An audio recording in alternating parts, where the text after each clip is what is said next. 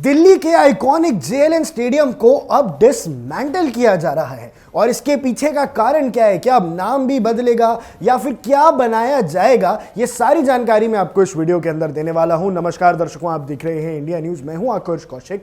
और दिल्ली से जो बड़ी खबर आ रही है कि जेएलएन स्टेडियम को अब डिसमेंटल किया जाएगा और वहां बनाई जाएगी 102 एकड़ की स्पोर्ट्स सिटी। जी हां दर्शकों, पूरे जेएलएन स्टेडियम को अब एक स्पोर्ट्स सिटी के अंदर तब्दील कर दिया जाएगा, जहां अलग अलग तरह के स्पोर्ट्स खेले जाएंगे। 102 एकड़ जगह के अंदर सारे स्पोर्ट्स को, for main and for women, दोनों को वहां पे जगह मिलने वाली है। और इसको इंडिया की सबसे बड़ी स्पोर्ट्स सिटी बनाने का प्लान, इसको सबसे बड़ी स्पोर्ट्स सिटी बनाने का प्रस्ताव सामने आया है। अब क्या है ये कॉन्सेप्ट और यहां पे इंपॉर्टेंट क्यों माना जा रहा है? क्योंकि ये जो जवाहरलाल नेहरू का स्टेडियम है, इसको जब डिसमेंटल किया जाएगा तो यहां बनाया जाएगा स्पोर्ट्स सिटी, जहां पे हो सकता है ओलंपिक्स। तो स्पोर्ट्स सिटी के अंदर जो रीडेवलपमेंट होगी वो एरियाज को कवर करेगी और वहां मेजर ओलंपिक डिसिप्लिन एक रूफ के अंडर फॉलो किए जाएंगे। यहां पर ऐसी स्थिति बनाई जाएगी, ऐसी इंफ्रास्ट्रक्चर तैयार किया जाएगा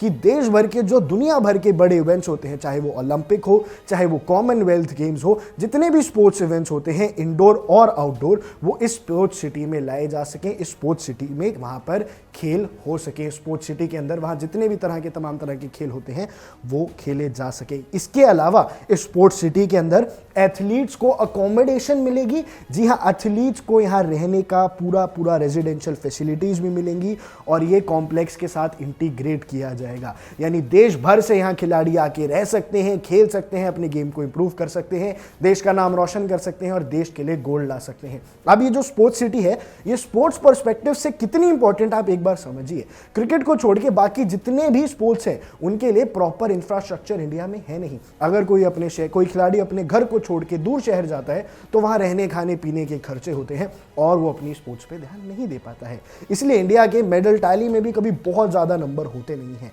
अब अगर इंडियन स्पोर्ट्स पर्सन को कुछ इस तरह की मोटिवेशन मिलेगी, जहां रेजिडेंशियल फैसिलिटीज मिले, 102 एकड़ का स्पोर्टिंग पूरी कम्युनिटी मिले, वहां उनके लिए बेहतर हो सकता है और इंडिया का स्पोर्ट्स इससे पुश होने वाला है। और ये बहुत ही अच्छा डिसीजन लिया है यहां पे दिल्ली की सरकार ने इसको बनाने का।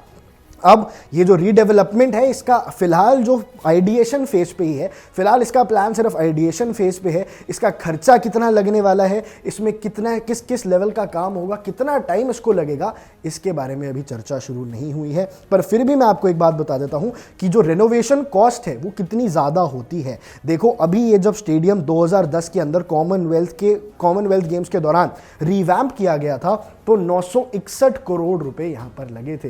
यानी 2010 के अंदर ही 1000 करोड़ रुपए लगे थे। अगर उसी टाइप की रेनोवेशन इस बार करते हैं तो 2-2.5 हजार करोड़ का बजट कहीं नहीं गया। 2-2.5 हजार करोड़ के बजट से कम में पॉसिबल ही नहीं हो पाएगा। एंड अगर आपको ओलंपिक लेवल फैसिलिटीज डालनी है तो कम से कम 4 से 5 हजार करोड़ का खर्चा यहाँ पे हमें दिख सकता है। इसके अलावा रिसेंटली वहाँ कई अपग्रेड्स हुए हैं। एक मेजर पैरा एथलीट्स का इवेंट हुआ है जिसमें 50 करोड़ रुपए और खर्च किए थे, अपग्रेड्स लगाए थे। जिसके अलावा एक सीटिंग कैपेसिटी स्टेडियम बनाया था जिसके अंदर 60,000 की सीटिंग कैपेसिटी थी, जहां ये जो बड़े बड़े कॉन्सर्ट्स आप देख रहे हैं, जैसे दिल्ली के अंदर ट्रैविस स्कॉट आया था, वो कॉन्सर्ट यहीं हुआ था। अभी रिसेंटली एकॉन दिल्ली के अंदर जो कॉन्सर्ट करके गया है वो भी यहीं करके गया है। तो दिल्ली के जो बड़े लेवल के इवेंट्स होते हैं, जब 50-60 हजार की गैदरिंग होती है, वहां पे अभी भी नंबर 1 प्रायोरिटी जेएलएन स्टेडियम है। जेएलएन के अंदर और भी कहीं तमाम तरह के इवेंट्स होते रहते हैं, छोटी छोटी जगहों पे, छोटे इंस्टेंसेस पे, बहुत सारे टाइप के बाजार्स लगते हैं। लेकिन अब उसको एक प्रॉपर प्रोफेशनल स्पोर्ट्स सिटी की तरह बनाया जाएगा और इसकी जो यूटिलाइजेशन है वो 30 से 35% होगी टोटल कॉम्प्लेक्स एरिया की। यानी एक तो बड़ा स्टेडियम होगा जिसके अंदर 60,000 की सीटिंग कैपेसिटी होगी और उसके चारों तरफ इतना बड़ा स्पोर्ट्स कॉम्प्लेक्स बनेगा जो 60 से 70 एकड़ की जगह के अंदर बड़े मैदान को छोड़ के होगा। अब इंटरेस्टिंग बात यह है कि क्या यहाँ क्रिकेट भी खेला जाएगा? देखो दर्शकों, फिरोजशाह कोटला का मैदान थोड़ा सा पुराना हो चुका है और वहाँ पे जो सीटिंग कैपेसिटी है वो भी ज़्यादा नहीं है। दिल्ली के अंदर जब भी कोई बड़े लेवल का क्रिकेट मैच होता है तो ये बात सोच के छोड़ दिया जाता है कि सीटिंग कैपेसिटी कम है, तो शायद दिल्ली के अंदर एक बड़ा क्रिकेटिंग स्टेडियम भी हमें देखने को मिले, शायद JLN के अंदर क्रिकेटिंग स्टेडियम भी देखने को मिले। पर मुझे लगता है कहीं ना कहीं ये जो बात है ये ओलंपिक्स के प्लेयर्स को तैयार करने के लिए, बाकी उन स्पोर्ट्स को मोटिवेट करने के लिए जिनके पास अभी फिलहाल इतना सपोर्ट नहीं है।